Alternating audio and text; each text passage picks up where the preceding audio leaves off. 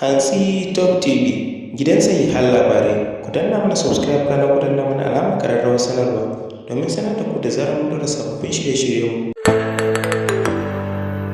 Gobe Juma'a 12 ga watan Janairun shekarar 2024, a gobe ne Kotun Koli za ta zartar da hukunci a tsakanin gwamnan jihar Kano Abba Kabir Yusuf da kuma Dr. Nasiru Yusuf Gawuna, hukuncin da zai tabbatarwa da al'ummar jihar Kano da ma duniya baki ɗaya shin wane ne halastaccen gwamnan Kano, sai a goben za a tantance.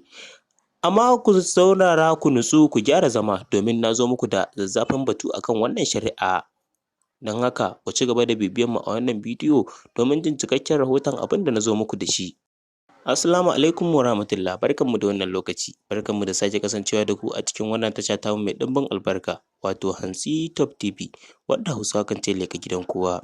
Idan wannan shine farkon shigo ka wannan tasha, ka danna mana subscribe kana ka danna mana alamar ƙararrawar sanarwa domin sanar da kai da zarar mun ɗora sababbin shirye-shiryenmu waɗanda babu yaudara ko ƙarya a cikinsu. Ku ci gaba da bibiyar wannan tasha tamu domin samun labaran da suke zagaye da ku birni da ƙauyuka har da ma na ƙasashen waje. Mun gode da ziyartar wannan tasha tamu mai albarka. Gobe Juma'a 12 ga watan Janairun shekarar 2024, wato shekarar da muke ciki, ita ce ranar da Kotun Koli za ta yanke hukunci tsakanin gwamnan jihar Kano Abba Kabir Yusuf da kuma Nasiru Yusuf Gawuna domin tabbatar da halastaccen gwamnan Kano goben za a yanke. Amma kuma dukkan ɓangarorin guda biyu sun kasance kowanne na da yaƙinin cewar shi zai yi nasara, domin kuwa suna ta shagulgula tun kafin goben.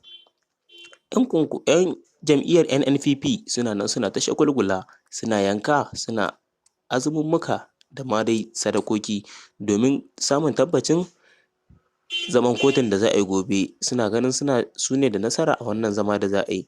Haka ɓangaren jam'iyyar APC su ma suna nan suna ta daɗa ƙwarin gwiwa, yayin da su ma suke ganin wannan nasara fa tasu ce, kamar yadda suka yi nasara a zaman kotu da aka yi na farko da kuma kotu ta biyu. Hukuncin da kotu suka yanke guda biyun, su ma suna tunanin cewar shi ne wanda Kotun Koli za ta yanke.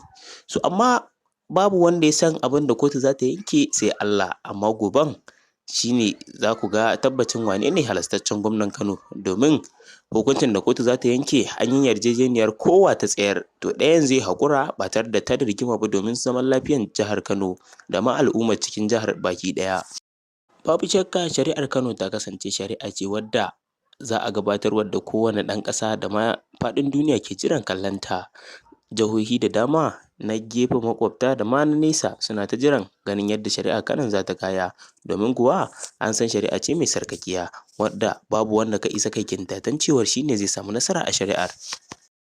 Mutane da dama manya masu faɗa a ji a cikin jihar Kano da kuma na ƙasa baki ɗaya suna ta sa baki akan wannan shari'a da za ta gudana, da ma malamai suna kira ga waɗannan shugabanni guda biyu, wato Abba Kabir Yusuf da kuma Nasiru Yusuf Gawuna, da su karɓi ƙaddara a duk sanda ta zo musu, saboda duk wanda kotu ta zaɓa a matsayin halastaccen gwamnan Kano, ɗayan ya karɓi ƙaddara domin kar a yi tsaya ana hautsini da kuma ɓarnatar da dukiyar al'umma da ma rayukansu. Bayan shugabannin suna kira ga mabiya jam'iyyar APC da ma mabiya jam'iyyar NNPP da su ma su karɓi ƙaddara a duk sanda ta zo musu. Idan kotu ta yanke hukunci, kowa ya karɓe shi, kamar yadda wannan yarjejeniya ta wakana tsakanin waɗannan shugabanni Abba Kabir Yusuf da kuma Nasiru Yusuf Gawuna. Su ma mabiya ana so su karɓi hakan saboda zaman lafiyar al'ummar jihar Kano da ma na ƙasa baki ɗaya. Sai dai kotun ta yanke cewa mutum biyu daga cikin lauyoyin da suke jagoranta kowane ɓangare su ne za su shiga cikin kotun. Za su ɗauki mutum biyu daga jam'iyyar APC na lauyoyin da suka tsayar, da kuma mutum biyu na lauyoyin jam'iyyar NNPP waɗanda su ne za su shiga cikin kotun saboda zaman lafiya da kwanciyar hankali. Kada ku sha'afa, wannan na zuwa muku ne daga tashar ku mai farin jini, wato Hantsi Top TV. Ku ci gaba da bibiyan mu domin ganin yadda zaman kotu zai wakana a safiyar gobe. Mun gode da ziyartar wannan tasha tamu mai albarka. Ku ci gaba da kasancewa da wannan tasha domin samun zafafan rahotanni waɗanda babu yaudara ko ƙarya a cikinsu. Kana ku ci gaba da bibiyar wannan tasha tamu domin jin dukkan wani labari waɗanda ke zagaye da ku birni da ƙauyuka har da ma na ƙasashen waje.